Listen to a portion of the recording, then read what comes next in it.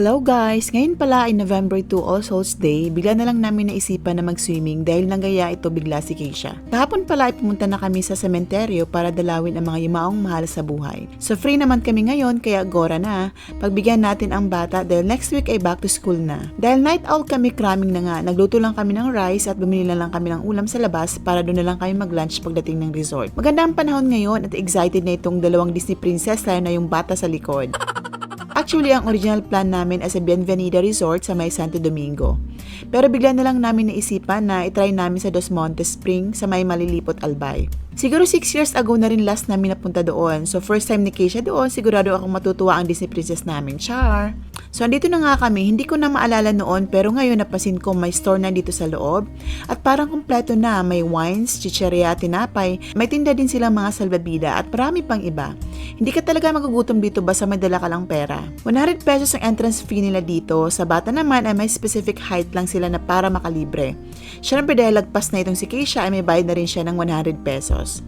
Ang cottages pala nila dito ay nagsisimula sa 300 up to 2,500 pesos, depende sa laki nito. Papasok mo pa lang, mapawaw ka na talaga from the parking area, reception at pool area nila. Ang linis ng tubig, tignan nyo naman, walang edit yan. Nakakakilig at nakakaakit ang malabughaw na tubig at itsura pa lang parang feel mo talagang malinis. Malawak ang pool nila dito at may pangbata at for adults. May cottages, meron din silang mga air-conditioned rooms best for overnight.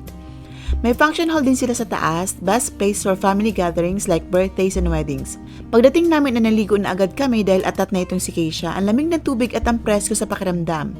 Dahil spring ito, mapafeel mo talaga na malinis siya. Nang makaramdam na kami ng gutom ay madali ang lunch lang, konti lang kasi ang baon namin, good for 2 lang talaga siya.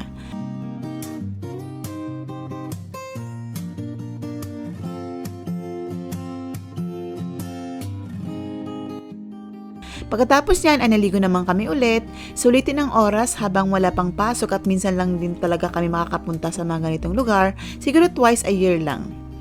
Mga 2:00 na nga ay naisipan na naming umalis dahil pupunta pa kami sa SM para mag-grocery dahil wala nang laman yung ref namin.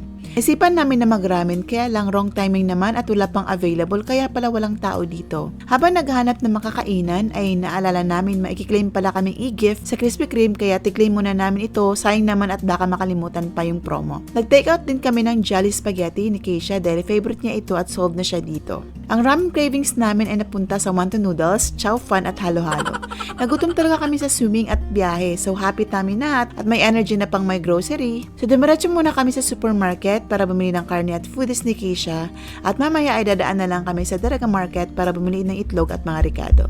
So ayun lang for today's video. Thanks for watching. Comment below for our next video. Bye!